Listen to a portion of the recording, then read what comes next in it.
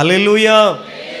ஆண்டவருடைய அது ஒரு ரகசியம். அவ்வளவு ஆண்டவர் சொல்ல, நீங்க சும்மா இருப்பீங்க, நான் உங்களுக்காக என்ன செய்வேன், யுத்தம் பண்ணுவேன். அல்லேலூயா.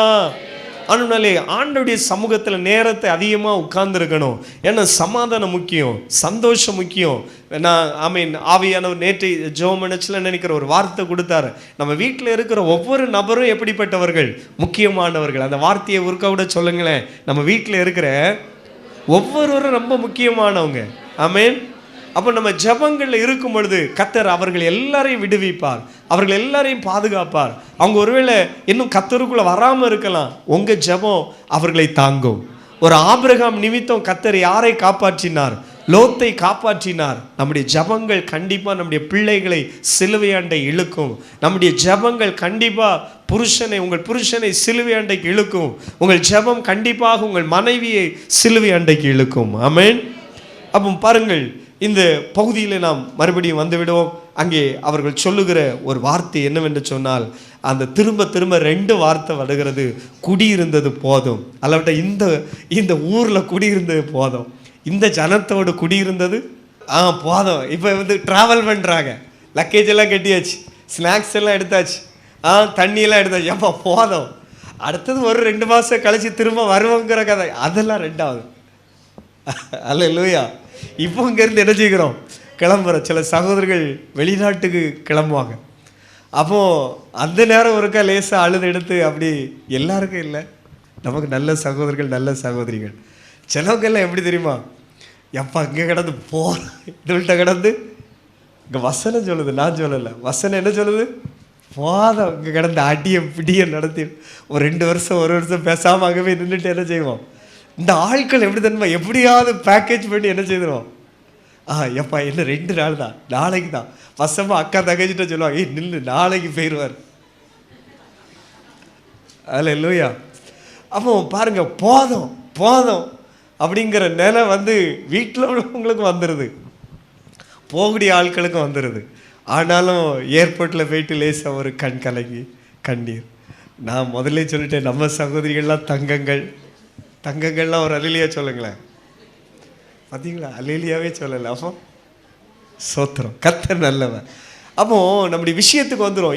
இந்த ஜனங்கள் நான் நினைக்கிறேன், இந்த பண்டிகை காலம், ஸோ ஒரு மாதம் ஒரு அவங்க லைஃப் நல்லா இருந்திருக்கு. பார்த்தீங்களா, ஒரு லாங் டூர் போல் வருஷத்துக்கு 3 தடவை எங்கே போயிடுறாங்க. அதில் கண்டிப்பாக அந்த எளிய குடும்பங்கள் கூட வருஷத்துக்கு ஒருக்கா போயிடுறாங்க.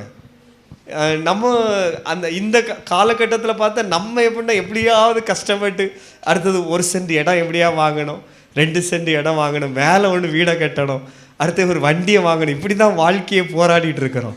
வெள்ளைக்காரன் இன்றைக்கும் அவனுக்கு பெருசாக எதுவும் சம்பாதித்தானோ வாங்கினானோ எடுத்து தெரியும், அவன் வருஷத்துக்கு ஒருக்கா டூர் அடிச்சுட்டு இருக்கிறான்.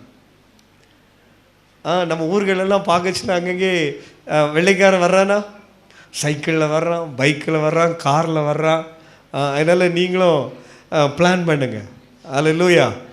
சத்தமாக ஒரு அல்லேலூயா சொல்லுங்களேன். இது ஆமென். அதை நிப்பாட்டுறேன். நம்முடைய விஷயம், கர்த்தர் நல்லவர். அன்பு தேவ பிள்ளைகளே, ஒருவேளை ஆமென் பாருங்கள், இந்த ஒரு அனுபவம்ங்கிறது சாதாரண வார்த்தை கிடையாது. அவங்க போதும், குடியிருந்தது போதும், பேக் பண்ணுவோம். அப்போ எருசலேமுக்கு கிளம்பும் பொழுது அவங்க பாடுகிற பாட்டு தான் 120வது சங்கீதம். போதும்ப்பா கிளம்பும். அல்லேலூயா.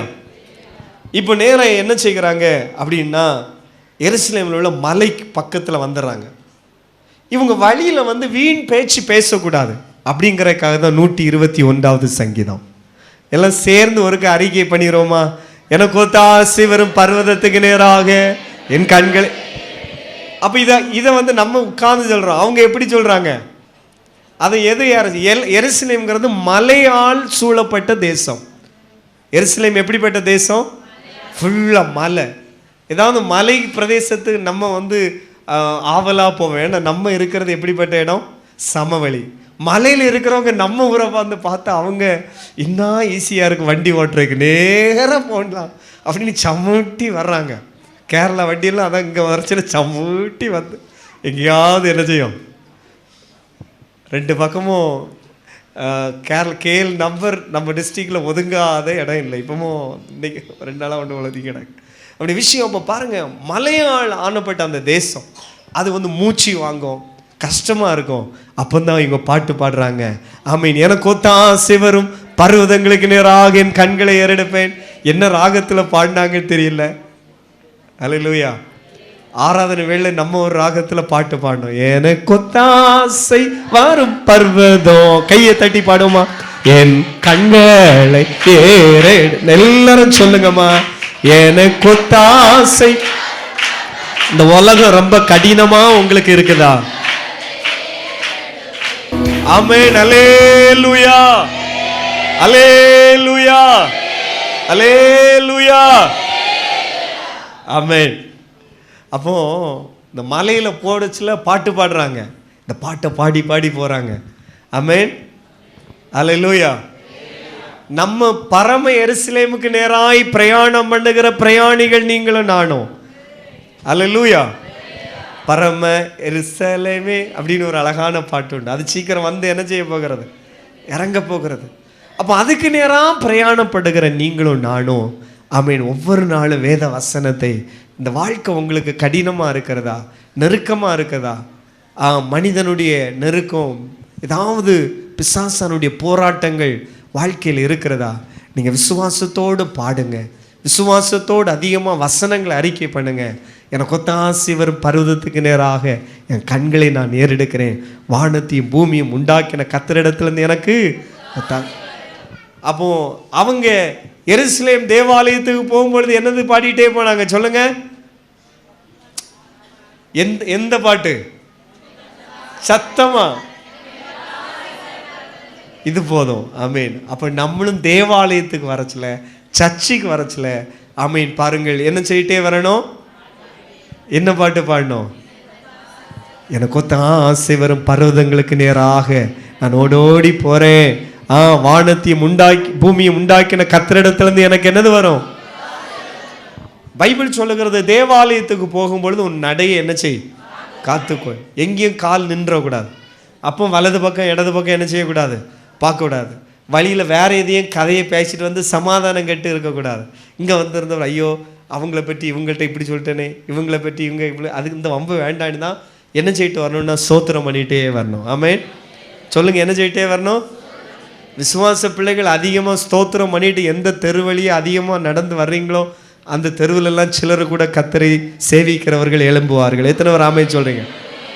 நம்ம பார்வை அப்படி இருக்கணும், நம்முடைய வாஞ்சை அப்படி இருக்கணும். நீங்கள் கடந்து வருகிற தெரு, நீங்கள் கடந்து வருகிற கிராமங்களில் ஆண்டவரை தேடுகிறவர்கள் பெருகுவார்கள். எத்தனை பேர் கரங்களை உயர்த்தி ஆமென் சொல்கிறீங்க? அல்லேலூயா. ஃபாதர் பெர்க்மான்ஸ்க்கு ஆசையை பாருங்க. கண் பார்க்கும் பூமி எல்லாம் கல்வாரி. ஆமென். அவர் இப்படி கண்ணை திறந்து பார்க்கும் பொழுது, அல்லேலூயா, தரிசு நிலங்கள், ஊழியங்கள் இல்லாத இடங்கள், ஒரு விசுவாச பிள்ளைகளுக்கு இந்த ஒரு பாரம் வரணும். ஆமென். கண் பார்க்கும் பூமி எல்லாம், ஆமென், கல்வாரி கொடி என்ன செய்யட்டும்? பறக்கட்டும். ஜெபிக்கிற பிள்ளைகள் பெருகட்டும், துதிக்கிற பிள்ளைகள் பெருகட்டும், ஜெப சேனை பெருகட்டும். ஆமென். அல்லேலூயா. நமக்குள்ள அந்த பாரம் வரணும். இந்த குடும்பம்லாம் ரட்சிக்கப்படட்டும், இந்த குடும்பம்லாம் ஆண்டவரை சேவிக்கட்டும். இப்படிப்பட்ட ஆத்தும பாரமுடைய அன்பு பிள்ளைகளுக்காய் கர்த்தரை ஸ்தோத்திரம் பண்ணுகிறேன். இது இப்படி தான் நம்ம இருக்கணும்னு கர்த்தர் விரும்புகிறார். ஆமென். இந்த தேசம் கர்த்தரை அறிகிற அறிவில் வளரணும். தேசத்தின் குடிகளெல்லாம் கர்த்தரை சேவிக்கணும். அவருடைய விருப்பம் தான் நமக்குள்ளே இருக்கணும். அவருடைய சிந்தை தான் நமக்குள்ளே இருக்கணும். இந்த பூமிக்குரிய சிந்தை வேற. இந்த பூமிக்குரிய மனுஷ மார்க்கமாய் மனுஷன் சிந்தித்து கொண்டே இருக்கிறான். மண்ணானதை நாடுகிறான். ஏன்னா மண்ணான மனுஷன்ல அவன் மண்ணானது தான் நாடுவான். ஆனால் கர்த்தர் விண்ணுக்குரியவர். அவர் சொல்றார், நான் விண்ணுக்குரியவர் போல என்னை விசுவாசிக்கிறவர்கள் யாரு? விண்ணுக்குரியவர்கள். அல்லேலூயா. இப்போ அடுத்தது ஆமென். பாருங்கள், நம்முடைய இந்த சங்கீதம் ஒரு ஏறுமுக சங்கீதத்தை போல நம்முடைய வாழ்க்கையிலும் பாருங்க. இந்த இயரில் 1 மந்தை முடிச்சிட்டோம். ஸோ இப்போ வந்து பைபிள் ரீட் பண்ணுற பிள்ளைங்கெல்லாம் ஒரு ஆதியாகமோ யாத்திரையாகமோ லேவியராகமத்தெல்லாம் முடிச்சிருப்பீங்கன்னு நினைக்கிறேன். வேத வாசிப்பும் கொஞ்சம் ஏறுமுகத்தில் போகணும். ப்ரேயர் லைஃப் இந்த ஜனவரி நீங்கள் ஃபஸ்ட்டு எப்படி தீர்மானம் எடுத்தீங்க? இந்த வருஷம் நான் தினமும் 2 மணி நேரம் ஜெபம் பண்ணுவேன் அப்படிங்கிற தீர்மானம் எடுத்தீங்களா? 1 மணி நேரம் ஜெபம் பண்ணணும் அப்படி தீர்மானம் எடுத்தீங்களா? அதில் கொஞ்சம் பேக் அடிச்சிருவது. ஜெப வாழ்க்கையிலே கொஞ்சம் ஏறுமுகமாக போகணும். சபை கூடி வருகிறதும் அப்படித்தான். இந்த கேலண்டரில் பார்க்கணும், சர்ச்சில் நான் எத்தனை நாளைக்கு போகிறேன். அல்லேலூயா. அப்போ நிறைய பேர் பாருங்கள், தங்களை வேற பல விஷயத்தில் பிஸியாக்கி கொள்கிறாங்க. நீ இந்த காலில் ஆண்டவர் உங்களை நேசிக்கிறதுனால இந்த காரியம் சொல்கிறாரு. பல வேளை நம்ம கர்த்தருக்காக காத்திருக்கணும், அவருடைய பாதத்தில் அமர்ந்திருக்கணும். கர்த்தர் நமக்காக அவருடைய கரம் கிரியை நடப்பிக்கும். ஆமென். அவருடைய பாதத்தில் மட்டும் நம்ம இருக்காமல் ஆண்டவர் எனக்காக கிரியை செய்வார் அப்படிங்கிற தவறான எண்ணம் உங்களுக்கு வேண்டாம். அவருடைய பாதத்தில் நம்ம இருக்கும் பொழுது ஒரு கரம் நமக்காக கிரியை நடப்பிக்கும். அந்த வார்த்தையை விசுவாசிக்கிறவங்க கையை தட்டி ஆண்டவருடைய நாமத்தை மையப்படுத்துங்களேன். Praise the Lord. Hallelujah.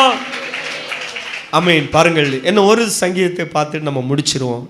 இந்த வருஷத்தில் நம்முடைய வாழ்க்கையில் அப்போ கொஞ்சம் ஆவிக்குரிய வாழ்க்கையில் ஏறுமுகம். உங்கள் வாகனங்களில் கூட கிறிஸ்தவ பாடல்கள் அதிகமாக போடுங்க. பிரயாண டைமில் பைக்கில் போச்சில் எல்லாம் பிள்ளைங்க கவனிக்கிறீங்களா? நம்ம ஸ்கூலுக்கு போச்சில் வரச்சில் ஏதாவது ஒரு சாங் கர்த்தர் ப்ரைஸ் பண்ணுங்கள். அதை ஆண்டவர் பார்க்குறார். உன் மைண்டில் இருக்கிற ஒரு திங்கிங் கூட அவருக்கு தெரியும். உன் நினைவை கூட கர்த்தர் அறிகிறார். அப்போ ஒருக்க ஆண்டவர் நினச்சின்னா அதுக்கும் ஒரு கிரேஸ் உண்டு, அதுக்கும் ஒரு கிருபை உண்டு. ஒரு ஸ்தோத்திரம் பண்ணியன்னா அதுக்கும் ஒரு கிருபை தருவார். ஸ்தோத்திரத்தினாலே என்னது பெறுகிறது? கிருபை பெறுகிறது. தாழ்மை உள்ளவர்களுக்கு ஆண்டவர் கிருபை அளிக்கிறார். காலைதோறும் அவருடைய கிருபை எப்படி இருக்கிறது? புதிதாக இருக்கிறது. பாருங்கள், அதிகமான ஜெபம் அளவிட்டால் வசனம், விசுவாச வார்த்தை ரொம்ப முக்கியம். கர்த்தர் எனக்காக யாவையும் செய்து முடிப்பார். அதை விசுவாசத்தோடு சொல்லுங்க. ஆண்டவர் அந்த வார்த்தையை கனம் பண்ணுவார். இப்போ எருசலேமுக்கு வந்துட்டாங்க. எருசலேமுக்கு வந்தாச்சு. எருசலேமில் வந்தோடனே பாட்டு நிற்கலை. அதனால்தான் அவங்க பாபிலோனில் இருக்கும் பொழுது கர்த்தருடைய பாட்டை நாங்கள் அந்நிய தேசத்திலே பாடுவது எப்படின்னு சொல்கிறே காரணம், எருசலேம்னாலே அங்கே ஒரே கீத வாத்தியங்களும் ஒரே பாடலும், எப்பவும் ஒரு டீம் பாடிட்டே இருக்கும், எப்பவும் ஒரு டீம் பலி செலுத்திட்டே இருக்கும். எப்பவும் பாருங்கள், சிலர் பாருங்கள் அங்கே எதையாவது தேவனுடைய ஆலயத்தில் என்ன செய்துட்டே இருப்பாங்க, ஆராய்ச்சி பண்ணுவாங்க. அதை தான் சங்கீதக்காரன் சொல்ல, நான் உன்னுடைய ஆலயத்தில் உட்கார்ந்து என்ன செய்வேன்? ஆராய்ச்சி பண்ணுவேன் ஆண்டவருடைய செயல்கள், அதிசயங்கள். அப்போ 122வது சங்கீதத்தில் அவங்க எருசலேமுக்கு வந்தோன்னு பாடுறாங்க. அதில் முதல் வசனம் பாருங்க, கர்த்தருடைய ஆலயத்திற்கு போவோம் வாருங்கள், எனக்கு அவர்கள் சொன்ன பொழுது மகிழ்ச்சியாயிருந்தேன். எருசலேமுக்கு போவோம். இன்னைக்கு நமக்கு நேர் ஆப்போசிட். எங்கேயாவது டூருக்கு போவோம் அப்படின்னா பிள்ளைங்களுக்கு எல்லாம் நாங்கள் ஃபேமிலி எங்கே போகிறோம்? டூருக்கு போகிறோம். ஒரு ஜாலி, ஃப்ரெண்ட்ஸோடு கூட சேர்ந்து ஏதாவது ஒரு பார்ட்டின்னா ஒரே சிரிப்பு. ஆனால் இவங்க ஒரு கதையை எருசலேமுக்கு வந்த பிறகு சொல்கிறாங்க, இப்போ இந்த நாள் வந்துட்டு, இந்த பண்டிகை நாள் வந்துட்டு, இப்போ நாங்கள் எல்லாரும் எங்கே போகிறோம்? கர்த்தருடைய ஆலயத்துக்கு போவோங்கிற அந்த ஒரு நியூஸ். இப்போ எல்லாத்துக்குமே அப்படி தானே. இப்போ டிசம்பர்னா நமக்கு ஒரு சிரிப்பு வருது, அது நியூ இயர்னா ஒரு சந்தோஷம் வருது. இதே போல் அன்னைக்கு அந்த யூதர்களுக்குள்ள அவங்களுக்கு இந்த பஸ்கா வரப்போகிறது. நாங்கள் எல்லாம் எங்கே போகிறோம்? எருசலேமுக்கு போகிறோம். அப்போ கர்த்தருடைய ஆலயத்துக்கு போகணுன்னே வாருங்கள் என்று சொன்ன பொழுது மகிழ்ச்சியாக இருந்தேன். இன்னைக்கும் அன்பு தேவ பிள்ளைகளே, தேவனுடைய ஆலயத்துக்கு அப்படின்னு ஒன்று இன்னைக்கு நெக்ஸ்ட் ஜென்ரேஷன் நிறைய பேருக்கு நீங்கள் பாருங்கள், சில பிள்ளைகளுக்கு சாத்தான் தந்திரமா ஆலயத்தை உங்களுக்கு மகிழ்ச்சி ஆக்கலை. அது சாத்தானுடைய ஒரு தந்திரம், சாத்தானுடைய ஒரு வலையில் விழுந்திருக்கிறீங்க அப்படிங்கிறத நீங்கள் கண்டிப்பாக புரிந்து கொள்ளுங்க. யாருடைய வாழ்க்கையெல்லாம் தேவனுடைய ஆலயம் அப்படின்னு சொன்னோன்னு ஒரு மகிழ்ச்சி இல்லாமல் இருக்கிறதோ, நீங்கள் யாருக்கு வலையில் இருக்கிறீங்க? சாத்தானுடைய வலையில் அகப்பட்டிருக்கிறீங்க. இன்னைக்கு அந்த கட்டு அவிழ்க்கப்படணும். பாருங்கள், தேவனுடைய ஆலயத்துக்கணும்னு சந்தோஷமா இருக்கணும், கர்த்தரை ஆராதிக்கணும், அவரை பாடலாம், அவரை துதிக்கலாம், அவருடைய வசனங்களை கேட்கலாம், சண்டே கிளாஸில் போய் பைபிளை கொஞ்சம் கற்றுக்கலாம், ஆண்டவரை அறிவில் வளரணும், அவருடைய கிருபையில் பெருகணும். என்னுடைய இந்த முதல்ல 120 சொன்னது போல் இங்கே இருந்து எப்போ போதும் வீட்டுக்குள்ளே இருந்து சண்டையும் அடி. சிலவங்கெல்லாம் சர்ச்சுக்குள்ளே வரணும்னா அங்கே ஒரு சண்டை உண்டானா தான் வருவாங்க. இந்த அன்னாள் ஆலயத்துக்கு வர்ற காரணம் என்ன தெரியுமா? அங்கே ஒரு அடின்னா ஊமை குத்துன்னா இந்த கையில் அல்ல அடித்தது, அவன் வார்த்தையினால இடி இறக்குனான். அவளுக்கு வார்த்தையை கேட்டுட்டு அங்கே நல்ல மட்டன் இருக்கு, மட்டன் பிரியாணி கொஞ்சம் வச்சுருக்கலாம், மட்டன் சுக்கா வச்சுருக்கலாம். ஆனாலும் அவளுக்கு வாய்க்குள்ளே என்ன செய்யலை? இறங்கலை. அவ்வளவு இடிக்க மேலே இடி விழுந்தாதான் சிலது எங்கே வரும்? ஆலயத்து. நான் இல்லை, நான் யார் உங்களை சொல்லலை, யாரை சொல்கிறேன்? அண்ணால சொல்கிறேன். அப்போ அதனால தான் அந்த நெருக்கத்துக்கு மேலே நெருக்கம் வந்தாதான் சிலர் ஆலயத்துக்கு புறப்பட வருகிறாங்க.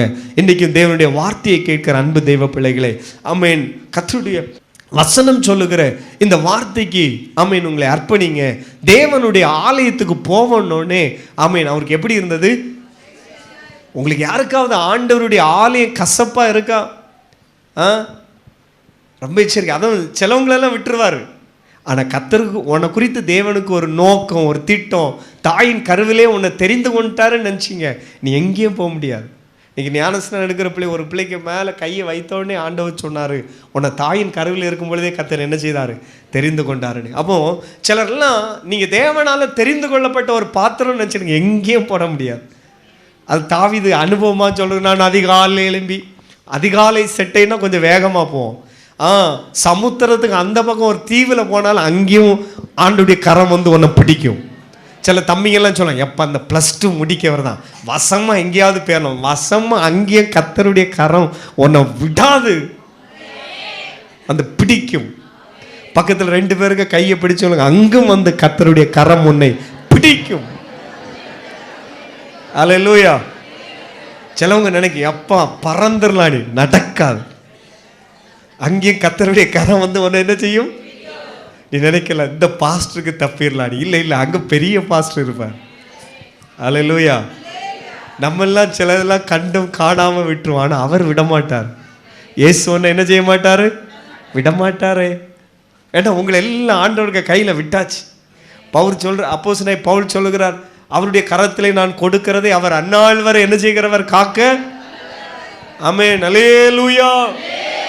அப்போ நம்ம சகோதர சகோதரிகள், ஒருவேளை நீங்கள் ஜாப் விஷயமா வெளிநாட்டுக்கு போகலாம், படிப்பு விஷயமா வெளிநாட்டுக்கு போகலாம், எங்கே இருந்தாலும் கர்த்தர் தம்முடைய தூதனை இறக்கிட்டே இருப்பார். ஒருத்தன் இங்கே ஃப்ளைட் ஏறியிருக்கான், ஒருத்தன் இங்கே கப்பல் ஏறியிருக்கான், போய்க்க அங்கே. ஆமென். பாருங்கள், கர்த்தர் அதை யாக்கோபு தான் சொல்ல, என்னை எல்லா தீமைக்கும் விலக்கி காத்த தூதனானவர் இந்த பிள்ளைகளோடு கூட இருப்பதாக. தப்பிக்கவே முடியாது. அல்லேலூயா.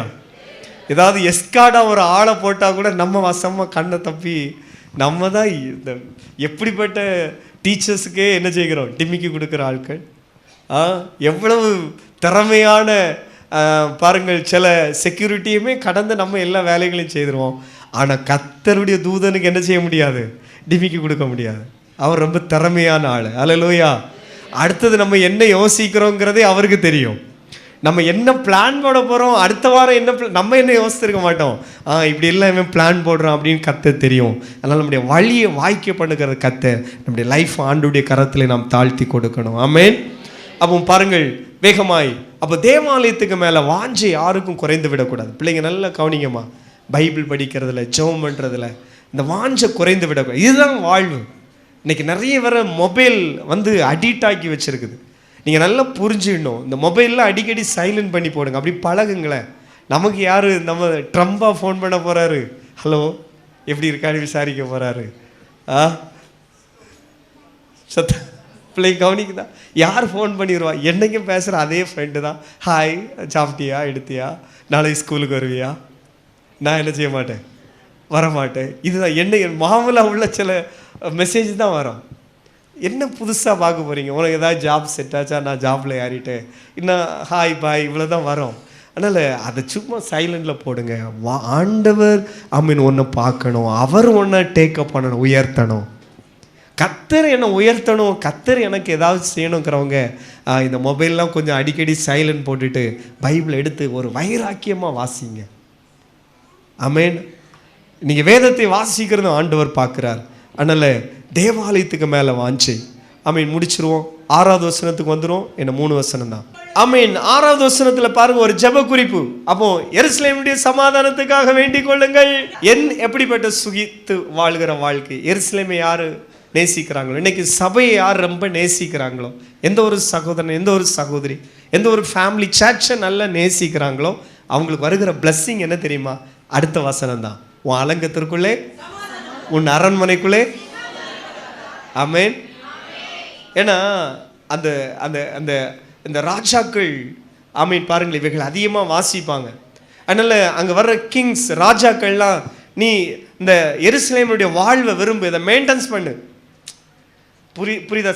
அந்த நாட்கள் இந்த புஸ்தகங்கள்லாம் அதிகமாக ராஜாக்கள் கரையில் தான் இருந்து, அரண்மனைகளில் தான் இருந்து, தேவாலயத்தில் தான் இருந்து. கிங்குகளுக்கு மட்டும்தான் இதை வாசிக்கவும் பட்டது. நீ கிருபையினால் நம்ம கையிலெல்லாம் வந்திருக்கு. அப்போ நீ அடுத்தது நீ அபிஷேகம் பண்ணப்படுற ராஜாக்கள், நீங்கள் எருசலேமினுடைய வாழ்வை விரும்புங்க.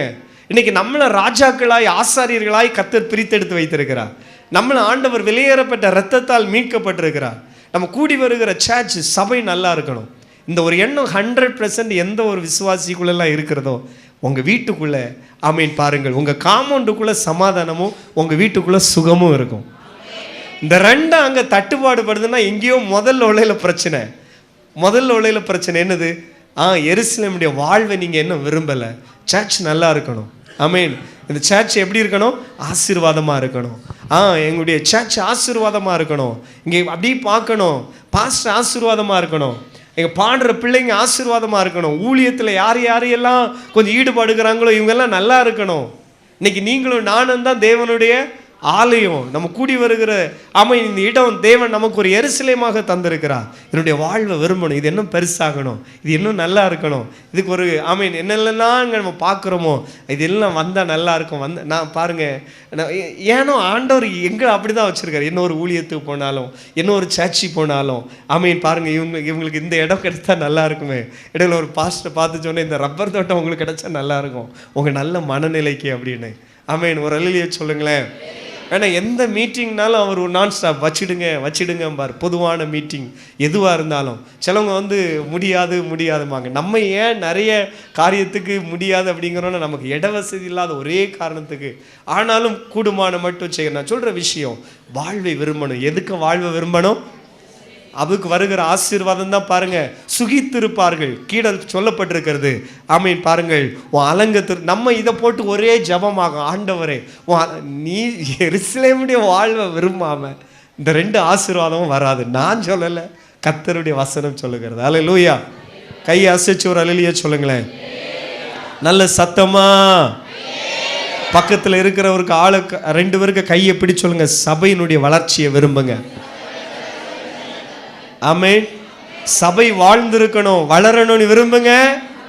உங்க வீட்டுக்குள்ள சமாதானமும் சுகமும் உண்டாகும். சுகம்னா என்னது? நல்ல மெத்தையில படுத்து சுகமா தூங்குறது. இது மெத்தை இருந்தும் சுகம் இல்லை, ஃபேன் இருந்தும் என்னது இல்லை, ஏசி இருந்து என்னது இல்லை, சுகம் இல்லை. அல்லேலூயா. சர்ச்சினுடைய வாழ்வை விரும்புங்க. ஆண்டவர் உங்களுக்கு சுகத்தை பலத்தை தருவார். கடைசியா அந்த பகுதியை முடிக்கிறேன். 9வது வசனம். அப்போ ஆலயத்தில் இருக்கிறாங்க, இருந்து பாருங்க, இவங்க ஊர்ல இருந்து நிறைய ஃப்ரெண்ட்ஸ்கிட்ட சொந்தக்காரங்கிட்ட பாய் சொல்லிட்டு வந்தாங்கல்ல. அவங்க சொல்றாங்க, எங்கள் தேவனாய கர்த்தரின் ஆலயத்து நிமித்தம் உனக்கு நன்மை உண்டாக தேடுவேன். குறைந்தது ஒரு 4 பேருக்காவது நீங்க ஜெபம் பண்ணுங்க. ஒரு 10 பேருக்காக ஜெபம் பண்ணுங்க. எத்தனை பேருக்கு? உன் ஃப்ரெண்ட்ஸுக்கு அளவிட்டால் மற்றவங்க நிறைய பேருக்காக ஜெபம் பண்ணணும். ஒவ்வொரு நேரங்களில் நம்ம ஜெப வீட்டில் மற்றவங்களுக்காக ஜெபம் பண்ணணும். கடைசியில் இந்த எளியவளையும் நினைத்து கொள்ளுங்கப்பா. அந்த ஒரு நெகேமியா புஸ்தகத்தில் எனக்கு பிடித்தது என்ன தெரியுமா? கடைசியாக நெகேமியா ஒரு வார்த்தை சொல்லுகிறார், என் தேவனே நன்மை உண்டாக முடியாது என்னையும் நினைத்தரலாம். அல்லேலூயா. ஒவ்வொரு அதிகாரத்திலையும் நிறைய விஷயங்கள் எழுதுகிறார். கடைசி இந்த வேர்டு எனக்கு ரொம்ப பிடிக்கும். எனக்கு ரொம்ப பிடிக்கும்னா அதுக்கு சீக்ரெட் நீங்களே புரிஞ்சிடுங்க. நான் சொல்கிற விஷயம், தேவாலயத்தில் வரும்பொழுது ஒரு ஜெப குறிப்புக்காவது ஜெபம் பண்ணுங்க. பொதுவாக உங்கள் ஹஸ்பண்டுக்காக நீங்கள் ஜெபம் பண்ணீங்க, பிள்ளைகளுக்காக ஜெபம் பண்ணுவீங்க. ஆனாலும் உங்கள் ஃப்ரெண்ட்ஸ், உங்கள் அருகில் உள்ளவங்க யாராவது நெருக்கப்படுகிறவங்கள பார்த்தா, வியாதியில் வீட்டிலே யாராவது கிடக்கிறவங்க பார்த்தா, உங்கள் பக்கத்தில் உங்க கூட ஒர்க் பண்ணுறவங்களா இருக்கலாம், படிக்கிற ஸ்டூடெண்ட்ஸ் கவனிங்கம்மா. உங்கள் ஃப்ரெண்ட்ஸ் யாராவது வீட்டில் உள்ள ப்ராப்ளங்களை உங்கள்கிட்ட சொல்லுவாங்களா? அதுவும் பாருங்கள், நீங்கள் இப்படி ஜெபம் பண்ண பழகுனா கர்த்தர் உங்களை யாருக்கு ஜெபம் பண்ணணுமோ அந்த நபரை கரெக்டாக உங்கள் இந்த ஞாபகத்தில் கரெக்டாக கர்த்தர் கொண்டு வருவார். நல்ல ஜெபிக்கிற பிள்ளைங்களுடைய அனுபவம்லாம் இதுதான், எங்களுடைய அனுபவங்கள்லாம் இதுதான். திடீர்னு சிலவங்களுக்காக ஜெபிக்க பாரப்படுத்துவார், திடீர்னு சில நபருக்காக ஜெபம் பண்ண சம்பந்தமே இருக்காது, அப்போ அவங்களுக்காக ஜெபம் பண்ணுவோம். இப்போ நான் உங்களுக்காக ஜெபம் பண்ணேன் அப்படின்னு அவங்கள்ட்ட சொல்கிறதும் இல்லை. ஆனால் ரெண்டாவது வந்து அவங்க சொல்ல பார்க்கும்போது, ஓஹோ இதுக்காக தான் இவங்களுக்காக ஆண்டவர் நம்மளை என்ன செய்ய வைத்திருக்கிறார், ஜெபம் பண்ண வைத்திருக்கிறார். நிறைய பேரோடைய அந்த அனுபவங்கள் இதுதான் இன்றைக்கும். ஆமீன். பாருங்கள், தேவாலயத்தில் போயிட்டு ஆமீன் பாருங்கள், எங்கள் அல்லவிட்டால் தேவனாகிய கர்த்தரின் ஆலயத்தின் நிமித்தம் உனக்கு நன்மை உண்டாக தேடுவேன். ஆமீன். நம்ம ஆண்டவரை தேடி வந்திருக்கிறோம், ஆனால் சிலருக்காக நன்மை உண்டாகும் ஜெபம் பண்ணுவோம், ஆண்டவர் நம்மளை ஆசீர்வதிப்பார். எல்லாரும் ஒருக்கா அப்படி எழும்பிட்டு ஜெபம் பண்ணிட்டு மீண்டும் உட்கார போகிறோம். எல்லாரும் அப்படி எழும்பி நிற்போமா? பிரைஸ் காட், ஹல்லேலூயா. எல்லாரும் ஒரு விஷயம் எழும்பி நின்று ஆமென், ஹல்லேலூயா. அன்பு தேவ பிள்ளைகளே, அவர்கள் இந்த இடத்திலே நாங்கள் குடியிருந்தது போதும் என்று சொல்லிக்கொண்டு ஆமென், ஹல்லேலூயா, அவர்கள் ஆமென் புறப்படுகிறதை பார்க்கிறோம். நாமும் ஆமென் ஹல்லேலூயா தேவனுடைய ஆலயத்திற்கு போவோம் என்று சொன்னவுடன் நமக்கு ஒரு மகிழ்ச்சி. ரெண்டு கையை உயர்த்தோமா? அவங்க எருசலேம் தேவாலயத்துக்கு போகும்பொழுது அவர்கள் பாட்டு பாடிட்டே போவார்களே, ஆண்டவரே நாங்களும் அதிகமாக எங்கள் பிரயாணங்களிலும் வசனங்களையும் ஸ்தோத்திரங்களையும் பாடல்களையும் ஆமென் அறிக்கை பண்ண கர்த்தர் எங்களுக்கு உதவி செய்யுங்க. ஒரு விசுவாச பிள்ளைகள் அதிகமாய் கர்த்தரை ஸ்தோத்திரம் பண்ணி கொண்டு எந்த தெருவிலே எந்த கிராமத்திலே நடக்கிறீங்களோ அது தேவ பிரசன்னத்தினால் நிரப்பப்படும்.